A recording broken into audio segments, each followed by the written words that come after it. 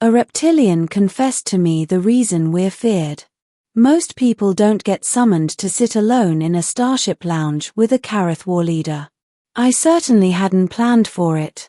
I was just a linguist, Earth's least threatening envoy aboard the UNSS Horizon, a diplomatic ship sent to negotiate safe trade routes in the Perseus Arm.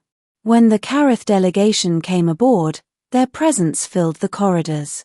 The air smelled faintly metallic, like scorched iron. They moved with predatory patience, their scales glinting like polished obsidian. Even the veteran crew whispered about them.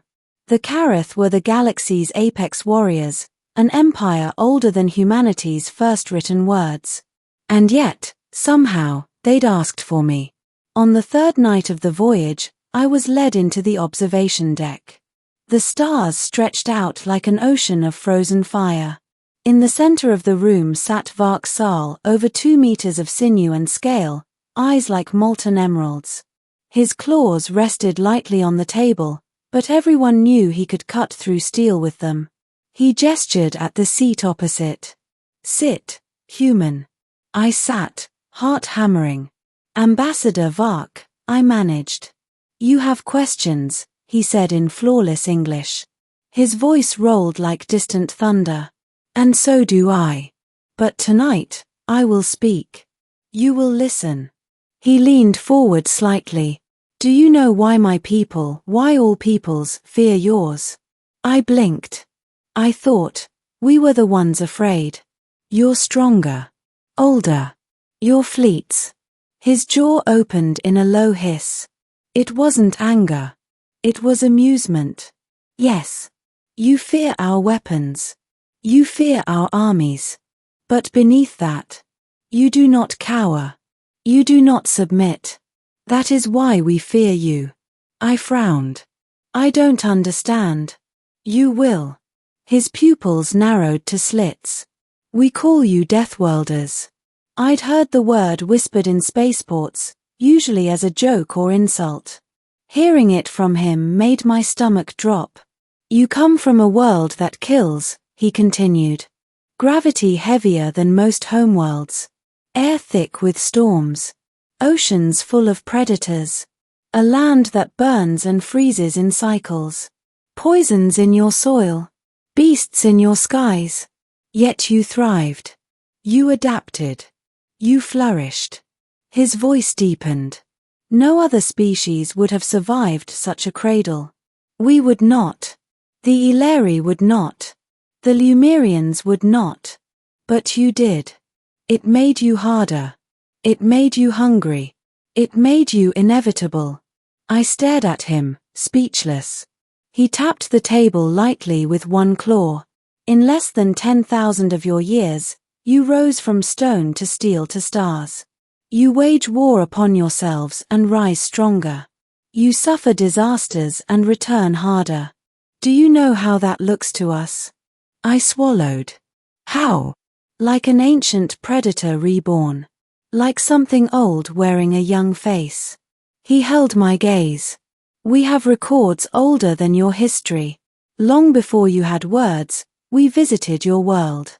We thought to shepherd you. We thought to tame you." A chill crept down my spine. "You mean the myths, the ancient reptilian gods?" He hissed softly. "Not myths. Memories. We came to your oceans. We walked your stone valleys. But your world struck back. Your storms tore our ships. Your diseases burned our kind. And your ancestors learned from us even as we tried to bind them. We left, believing you would die. But you did not. You grew." I tried to steady my voice. "Then why tell me this? Why now?" His eyes softened, if such a thing could be said of a predator's eyes.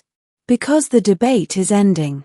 Some among us want to strike first, to cage you before you rise. Others want to ally with you before it is too late. He paused, his tail flicking. "I believe it is already too late." "Too late?" I whispered. "Yes." His claws flexed against the table.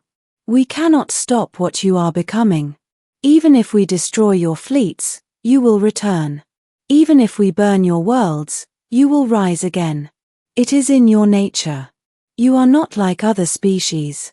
You are what we once were, long before we grew comfortable. He stood then, towering over me.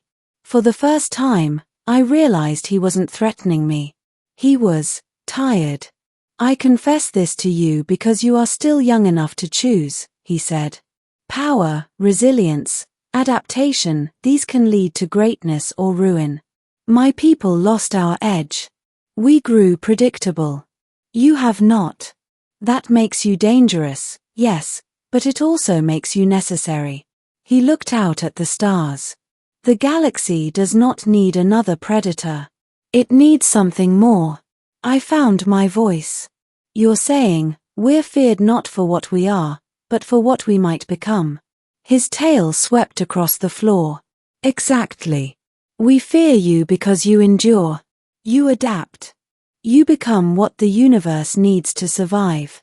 No cage will hold you. No empire will outlast you. That is why you are feared. I felt my heart pounding. Then what should we do? He turned back, his massive silhouette framed by the starlight. Do not squander it. Do not become the monsters we once thought you were. Become something greater. And with that, he left. The door hissed shut behind him, leaving me alone with the stars. I sat there for a long time, his words echoing in my head, reshaping everything I thought I knew about my species. We'd always believed we were insignificant newcomers in a vast, ancient cosmos. But if Vark was right, we were something else entirely, something older in spirit, something forged by a world that wanted us dead but failed, something the galaxy feared because deep down, they knew we were inevitable. When I finally stood, my reflection caught in the viewport glass. My face looked the same, but my eyes did not. We weren't just survivors. We were the future. And somewhere deep in the galaxy's collective memory, every species already knew it.